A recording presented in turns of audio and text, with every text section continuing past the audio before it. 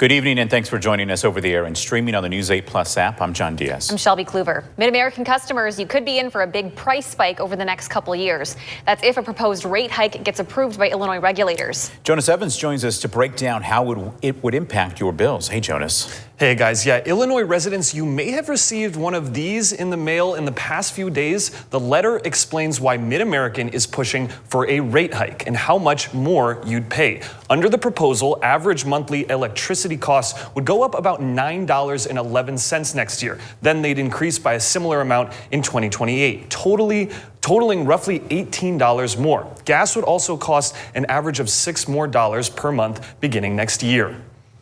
It's not something that we had to do, but we wanted our customers to hear from us directly why we need to do this. For the first time in over a decade, Mid-American Energy is planning on raising utility rates in Illinois. Letters have already been mailed, but the decision isn't final just yet. It's the Commerce Commission that has the authority to set our rates. So they're going to take a close look at our books and then ultimately make that decision. The plan is to increase gas and electricity bills by about $24 a month by the end of 2028. We've tried really hard to stave off a rate request.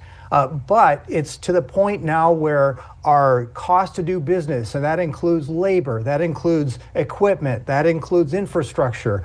Everything that we do costs more, just like it does for every other business. Now it's up to organizations like the Citizens Utility Board to convince the ICC those rate hikes are too high. When you're looking at the possibility of a combined gas and electric increase of more than $24 a month, that's going to be a hardship for far too many customers, and that's why we need to get involved in these cases. The rate dispute between the utility board and Mid-American could take as long as 11 months. What Mid-American doesn't talk about is that there is also a profit motive in these rate hikes, and that's the kind of thing that CUB will dive into to see how much of this rate hike is Mid-American trying to get a higher profit. We know that any increase affects our customers.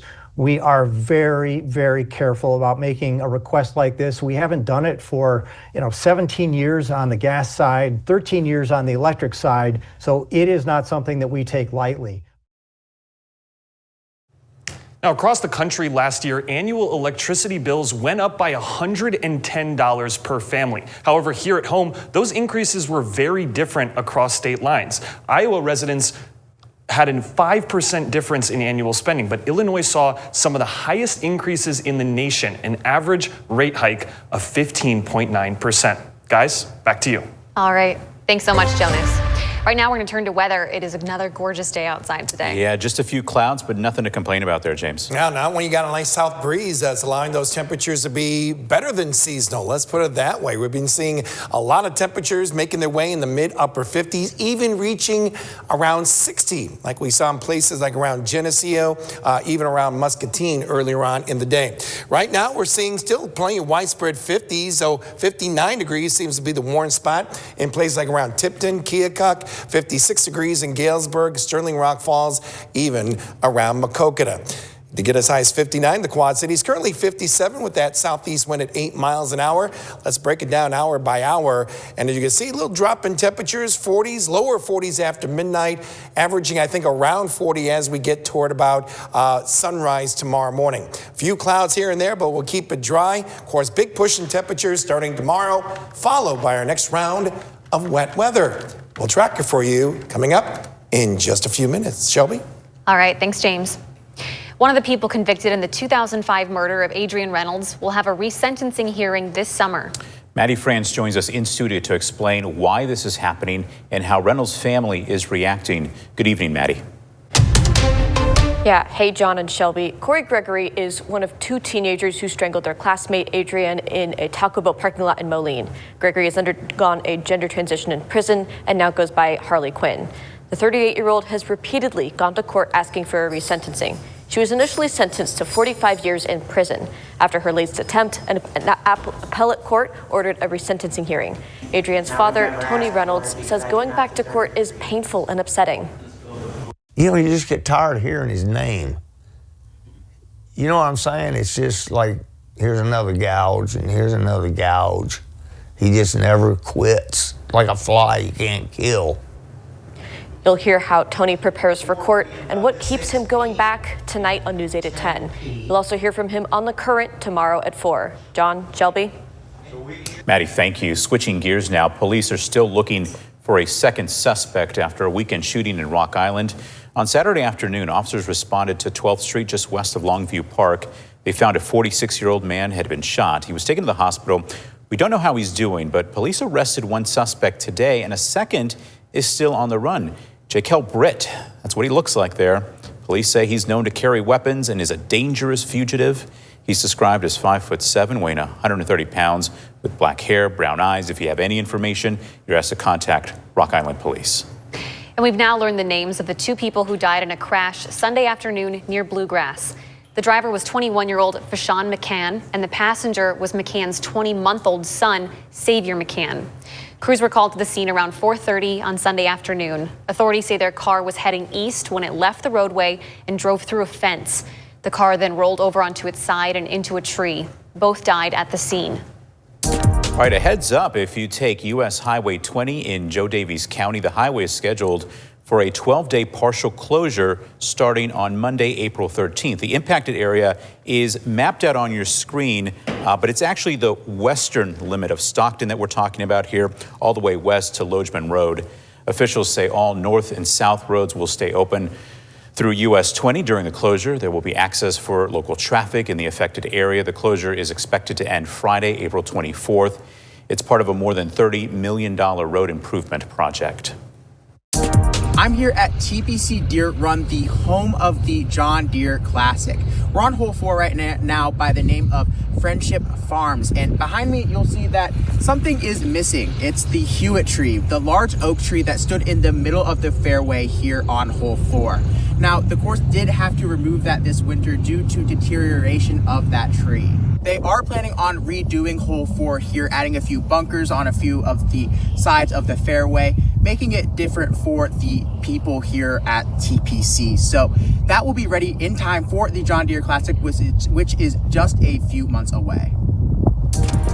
All right, thanks, Marshawn. Still ahead at 6, collecting donations for some of our most vulnerable. How you can help students at Moline High School through a hygiene drive. And later in sports, we'll hear from the Illinois men's basketball team as they get ready to play in the Sweet 16.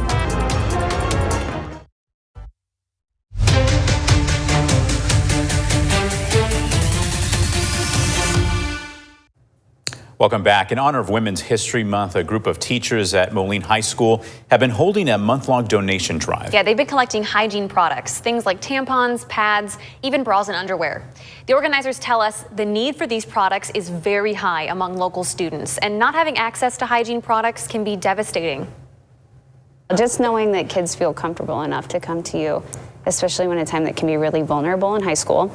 And if there's ever anything that goes wrong within that process, it can be really tragic. Yeah, I would say your whole high school experience can be affected by this, and if you don't have a positive experience.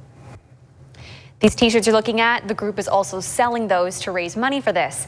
Leftover money and donations will then be given to the local nonprofit QC Third Place. You have until Friday to make a donation or secure your shirt. We've got all the details up on our website underneath the As Seen on TV tab.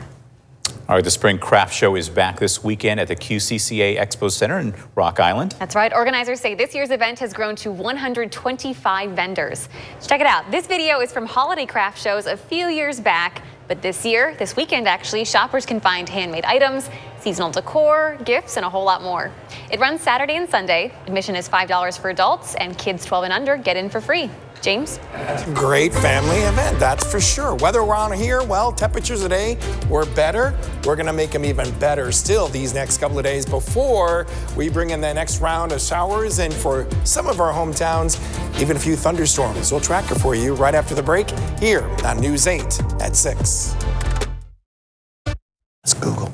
Welcome back. We're busy talking about the crafting that we like to do. Which I think it's going to be pretty interesting. It's going to be fun, I would think. Yeah, we're talking about James. We figured out you did not embroider when you were younger. No, something similar. Looming, something like that.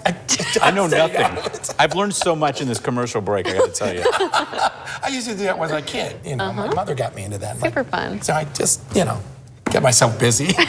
Keep myself out of trouble. Let's put it that way. Weather-wise today, not too bad. Very comfortable out there, and it's going to get even better still. Right now, we've got some high clouds out there. Temperatures still solid in the 50s as of this hour. But the week's warmest, oh, no question, that is still on track for tomorrow and Thursday, which will be followed by showers and a few embedded thunderstorms for some of our hometowns before we kind of dry things out going to the upcoming weekend. Of course, it's all part of our little swing in temperatures, upper 40s on Friday, mid 50s on Saturday. And I guess you can say Sunday is going to be your weekend's best, given that it's going to be around the mid 60s. Here are some more of those clouds coming in. Yeah, there's some raindrops out to our west, but this is pretty much a loft, not reaching the ground. So not worried about any raindrops in our forecast, at least when it comes at night. Some wet weather, though, expected later on this week. That's going to be coming from this weather system, pushing in some of that warm air for both Wednesday and Thursday. And then that cold front associated with that low rolls in sometime later on Thursday, bringing in those showers and thunderstorms.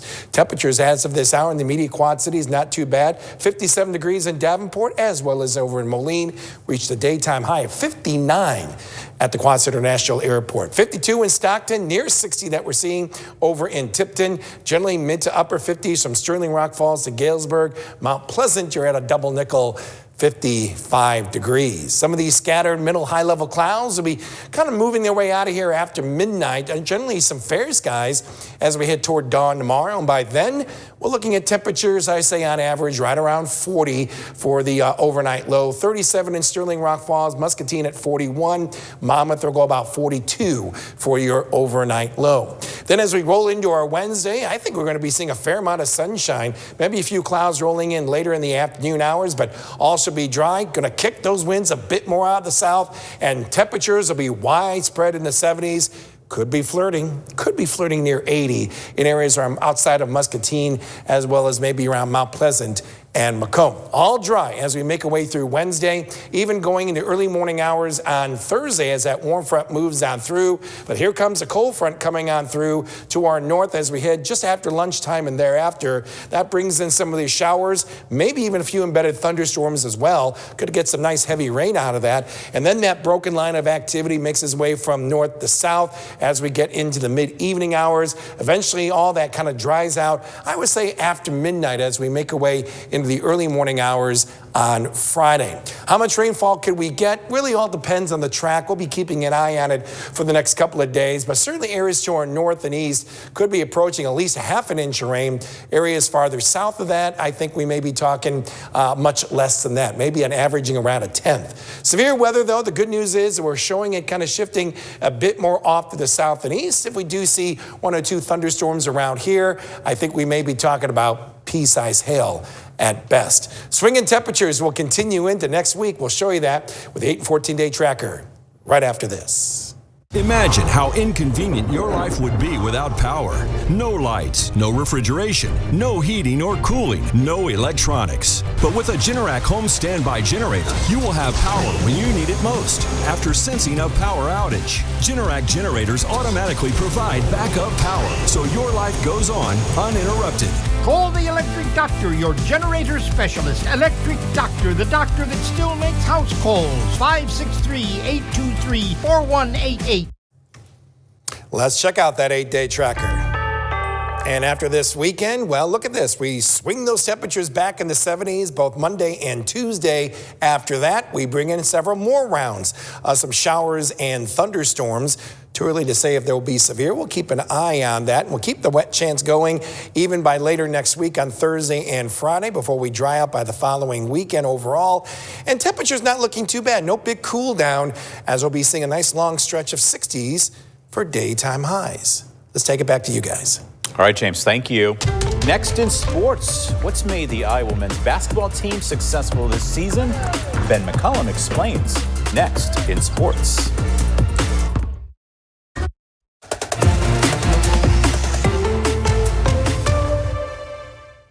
For the second time in the last 3 years, the Illinois men's basketball team is into the Sweet 16. The Illini will take their talents to Houston, where they will play the home team in their own city. But for Illinois, It'll all be about sticking to the game plan and principles which have led them to this point this season. At the end of the day, we trust our process. We continuously just focus on ourselves, especially with these one-day preps.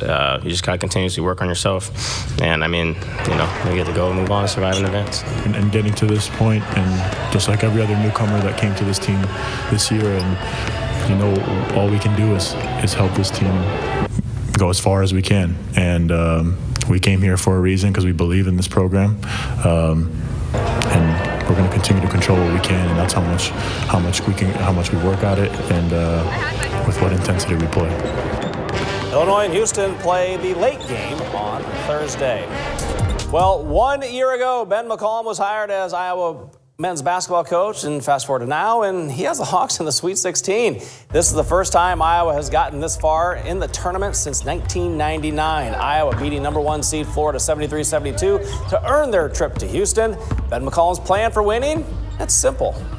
We sell efficiency on offense. We sell, if you want to be in the NBA, you want to be in wherever, you have to be able to defend your position. So we sell defense. And then we sell the fact that we are going to love the heck out of you. Like, that's what we sell. We're going to take care of you. We're going to make you a better man, better father, better husband, better whatever you want to be in life. That is really, honestly, what we sell. From a basketball perspective, we feel like it speaks for itself depending upon what you are. If you're a point guard, obviously you're really good. If you're a big guy, we can use you. If you're anything, we can use you. So anybody that's, a recruit that hasn't signed yet, we need you too. Iowa will play Nebraska on Thursday at 6:30 down in Houston. And we will be in Houston for the Hawkeyes and Illini. Jenna Miner and Cesar Sanchez will have all the insight you will need before the teams play in the Sweet 16. We'll also have a streaming special this Thursday at 5:30 on our 8+ app. In the women's tournament, Illinois' season would come to an end against 2-seed Vanderbilt, but head coach Shauna Green is still looking ahead with optimism. With the youngest team in the bracket, the Illini won an NCAA tournament game for the second straight year, something the program had not done since 1999 and 2000. And with the same young core returning, Illinois expects to keep building on that momentum next season. I've never probably been more excited for in this moment to be able to say that for next year because of how young we are and because of all the experience and everything that we've learned. And listening to our team in that locker room and the tears and them talking to one another, that has me even more optimistic and more excited to get back with these guys and get back to work because they're ready to go and they're committed and they're hungry. So when you have all that stuff, that goes back to the culture and everything, I can't wait. Shauna Green has done a great job down there with the Illinois in the few years that she has been there for sure. Yeah, and so much to look forward to, as she said. Absolutely. Yeah. Okay, going to look forward to some nice warm temperatures? I think so. Yeah. We're going to be seeing those numbers cool down from 57 degrees that we see right now to numbers right around 40. But then starting tomorrow, we're going to be seeing a couple of days of temperatures in the 70s. Everything works out. 77 come tomorrow, and we may match that on Thursday before showers and thunderstorms roll in sometime that evening or so, especially come the evening hours, and then we'll dry out heading into the upcoming weekend. Well, I'm glad we didn't have any showers today because, like you said, they flew out this afternoon. So they did fly. They should land in Houston sometime in the next couple hours. And it didn't rain, so we had spring sports outside. We'll have that tonight at 10. All right. Can't wait for that. Yeah. The King's Cup. And thanks for joining us here at 6. We'll see you back here for News 8 at 10.